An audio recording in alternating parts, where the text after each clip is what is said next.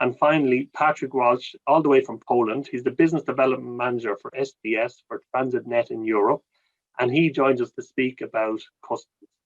So whatever happens, we'll have to deal with customs now. It's new to us, it's different, and it's complicated.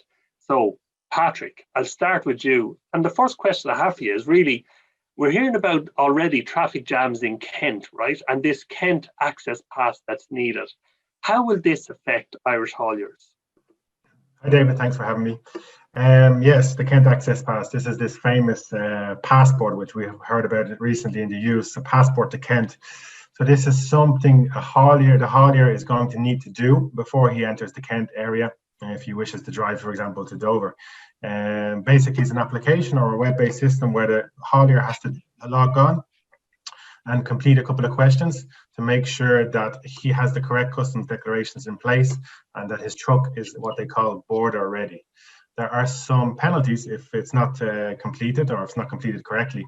That it will either be sent to a holding place, a holding parking space, while you complete this Kent Access Pass, or you could even be susceptible to a fine. There's some questions about how it's going to be policed, yes, how it's going to be checked, but these are the requirements HMRC have introduced to control the congestion in the Dover area. It's hard to believe that Great Britain used to be split into three with Scotland, Wales and England, and now it's split into four with the country of Kent, where you need a passport to get into. But that is quite frightening that you do need a passport to get into Kent, which is to bring you down to the port of Dover. And I suppose for the hauliers that might be listening in today, does that mean that the land bridge is off limits? Should they just be forgetting about that? And should Irish companies be saying, forget about the land bridge, let's go straight across on the boat? No, I don't think it makes the land bridge not viable anymore. From our discussions with Irish businesses who have come to us, the land bridge is still an option they want to use. There are a few reasons for that. Most of them center around cost. The land bridge is significantly cheaper than even the new direct routes which have been added from Ireland to continental Europe. And it's a case of speed, time-sensitive goods which require quick, easy access to continental Europe. Use the land bridge because it's just quicker than the direct route. A lot of these things, like the Kent Access Pass, they sound scary, but when you dig deep into them and actually have a look at them, they're fairly simple parts of the process that you need to complete. Okay, that's positive. So for companies that do want to continue to use the land bridge, because it is the quickest, or has historically been the quickest way to get product from the Republic of Ireland through to continental Europe, what steps should they be taking now to deal with, a post-Brexit environment from the 1st of January?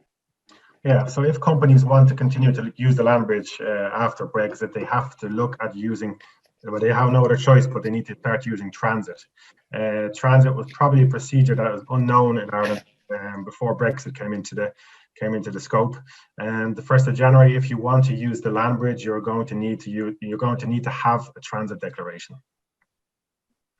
Transit now, look at for a lot of companies that haven't been trading with third countries, and I know when we come to Lloyd later, he is used to dealing with third countries, but for companies that haven't been dealing with third countries, tell us what is transit? Yeah, so there are a few forms of transit. The most recognized kind of transit would be for goods that came from Russia, China, America into a European country, but were not custom cleared on arrival, and they were going to be custom cleared in a different country, let's say France or Spain. So let's use where I'm based as an example on the Polish-Belarusian border. We have a lot of goods arriving via this border, but people use transit to take the clearance of the goods away from Poland and into France. So the importer in France would make the import declaration and pay the taxes and duties when the goods arrive into France. In the case of the UK and after Brexit, this is another type of transit which is needed when you want to transport goods through a third country, in the exact same way as if you wanted to travel from France through Switzerland to Germany, or from Croatia through Serbia to Bulgaria. Transit is a necessity in this case. Who should companies be talking to, Patrick? I know yourselves, you guys handle this type of transit issue. Yeah. SGS are quite unique in the world of transit. We've been doing transit since about 2005 with our application called TransitNet.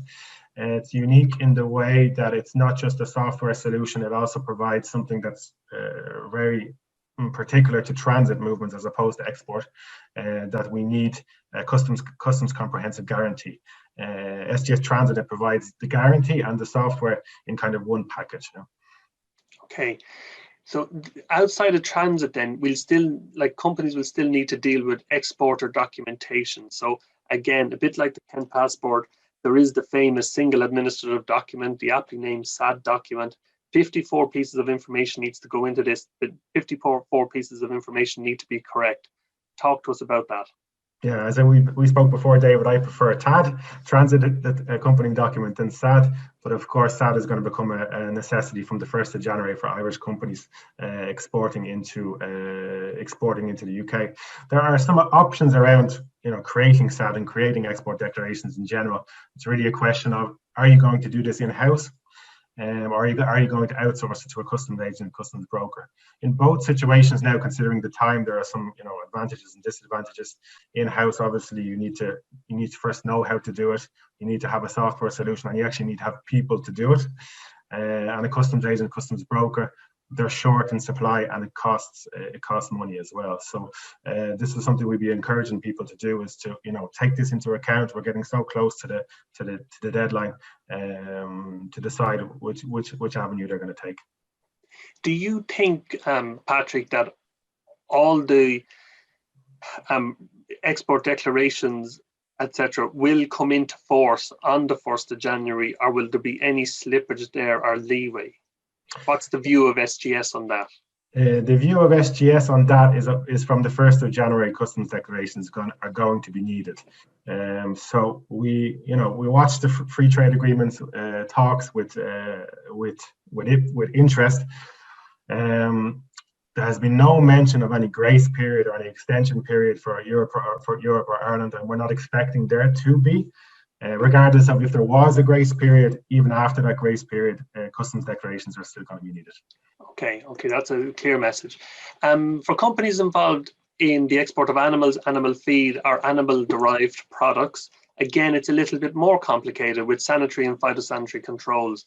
Again, talk to us about this, and because there's a whole nother layer of documentation needed if you're involved in that part of the business. Yeah, this is when it gets even more. If it wasn't complicated enough, this is when it gets even more complicated.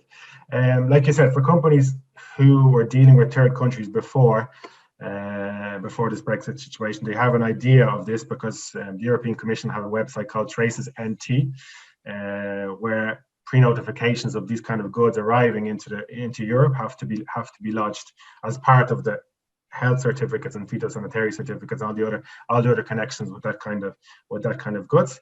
And in terms of Brexit, this brings it really into scope for Irish businesses because you're going to need these declarations both ways.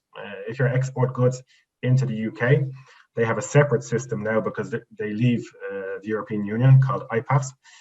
So you will need, an exporter will need to check with the UK importer if they're going to provide this pre-notification to the UK system. And in the same way, if the goods were coming from the UK to Ireland, Traces declaration is also going to need to be organised by the Irish importer. Yeah? So, like Irish companies, you have to get onto your Department of Agriculture, register as an importer, exporter, and then register on Traces. They're probably the top two steps that you need to take immediately. I suppose to conclude, Patrick, with yourself, a couple of top pieces of advice that you have for companies that are now exporting to the UK, are using the UK as a land bridge. A couple of practical steps that you'd be advising. Yeah, I mean, the first step we've kind of gone over, and I suppose it's a message we really want to hammer home as part of this webinar, that regardless of any free trade agreement, there will be customs declarations needed. If that's from the 1st of January or from the 31st of January, it doesn't matter. Customs declarations are going to be needed. There's a kind of understanding outside that if there's a free trade agreement, people think maybe we won't need customs declarations. This is not true. Regardless of if there's a free trade agreement, there are going to be customs declarations, and people need to prepare for that. As part of a preparation for that, again, I'll just reinforce the point that people need to take action now. Register for the EORI number, which they need for import and export declarations. Decide if they're going to take care of this customs declarations in-house. Decide if they're going to use a company, for example, like SGS or a different customs agent or customs broker to do the declarations. And there's going to need to be a lot more coordination between the Irish exporter and the UK importer. This will all become part of the process where the parties are really going to need to speak with each other more to organise these IPAFs declarations to make certain every part of the process is covered. Patrick, thanks. And this is a part of the message that we've been saying all along. This communication with your suppliers, with your customers, has to go up another couple of notches now in a world where the GB is a third country. Thanks for that. And we'll share some information about your business and how you can help Irish companies that are using the land bridge in particular on ifac.ie over the coming days. I'm going to tip on now to Lloyd Pearson,